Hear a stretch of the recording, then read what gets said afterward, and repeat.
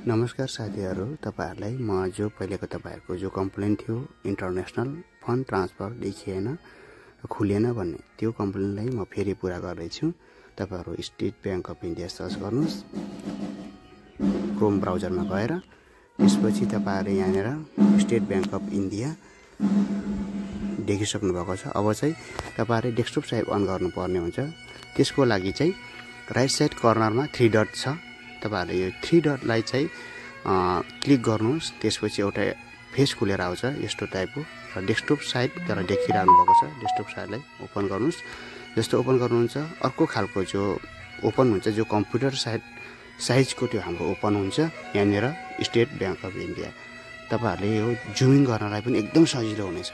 यहाँनेर personal banking आइसकेको छ। यहाँनेर लगइन गर्नुहोस्। तपाईको यहाँनेर साइडमा कन्टिन्यू टु लगइन गर्नुहोस्। कन्टिन्यू टु लगइनमा जानुहोस्। जस्तो कि यहाँनेर पुरै डिटेल आउँछ भर्नलाई।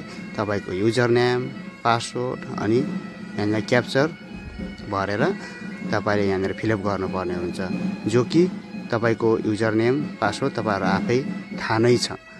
यहाँनेर मैले आफ्नो युजर नेम भरे, पासवर्ड भर्दै छु।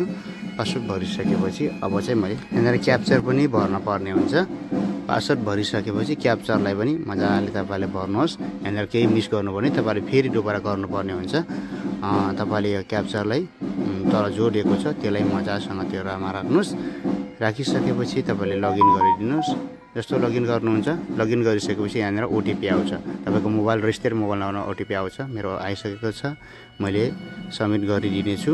सबमिट गरिसकेपछि यहाँनेर अर्को टाइपको जो पहिला भन्दा धेरै फरक खालको खुल्छ। जो हामीले पहिला पैसा पठाउँथ्यौ त्यो भन्दा फरक खालको एउटा इन्टरफेस खुलेर आउँछ। जो इन्टरफेस खुलिसकेपछि छ देख्न सक्नुहुन्छ।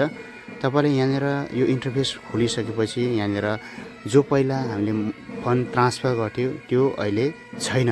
यो साइटमा कोही पनि मैले पनि धेरै खोजे पहिलोपटक र मैले भेटाएको छैन। अब चाहिँ तपाईले के गर्नुपर्ने हुन्छ त भनेर म तपाईलाई पुरै सिकाउने छु। यहाँनेर पहिलाको हामीले यो यहाँ 3 डटमा गरेर हामीले यो गर्थ्यौ, त्यो पैसा पठाउँथ्यौ त्यो अहिले चाहिँ छैन। मैले 3 डटमा थिचे यहाँनेर फन्ड ट्रान्सफरमा पनि मैले पेमेन्टमा जान्थ्यो, पेमेन्ट एन्ड ट्रान्सफर हुन्थ्यो, त्यो पनि मैले गरेँ। फन्ड ट्रान्सफर मैले यहाँ पनि क्लिक गर्छु। यहाँनेर छैन, अप्सनहरु छैन। अब तपाईले ब्याक गर्नुपर्ने हुन्छ हैन। ब्याक गरिसकेपछि तपाईले अर्को एउटा सिकाउने छु। लेफ्ट साइड कर्नरमा माथिपट्टि देख्नुभएको छ switch to old view. Switch to old view भनेर देख्नु भएको छ हैन।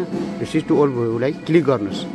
यो क्लिक गरिसकेपछि तपाईले जस्तो क्लिक गर्नुहुन्छ, तपाईले क्लिक गरिसकेपछि अर्को टाइपको एउटा आउँछ। तपाईले यो यहाँ स्विच भनेर एउटा अप्सन आउँछ। माथिपट्टि अप्सन आइसकेपछि म क्लिक गर्ने छु। क्लिक गरिसकेपछि यहाँनेर चाहिँ तपाईहरुको एउटा जुन खालको जो स्विच गर्ने एउटा आउँछ, जो नयाँमा आज पहिला चाहिँ यस्तो थिएन। जो अहिले स्विच ओल्ड भ्यू गरेपछि जो हामीले पहिला पैसा पठाउँथ्यौ त्यो चाहिँ हामीले पुरा त्यही फेस आउने भयो। म तपाईहरुले गरेर देखाउँछु। थिचिसकेपछि मैले आयो यहाँनेर देख्नुस् हैन। यहाँनेर तपाईहरुले म अलिकति जुम गरेर देखाउँछु। यो स्विच भनेर देख्नुभएको छ राइट साइडमा, यो स्विच गरिदिनुस्। खुल्दै छ है। खुलिसकेपछि अब यहाँनेर जस्तो तपाईले हामीले पैसा पठाउँथे त्यही टाइपको आएको छ अहिले यहाँनेर देख्न सक्नुहुन्छ। अब कसरी म तपाईलाई पुरै डिटेल सिकाउने छु।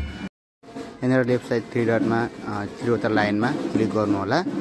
क्लिक गरिसकेपछि पेमेन्ट एन्ड ट्रान्सफर आउँछ। जस्तो पेमेन्ट एन्ड ट्रान्सफरमा तपाईले क्लिक गर्नुहुन्छ।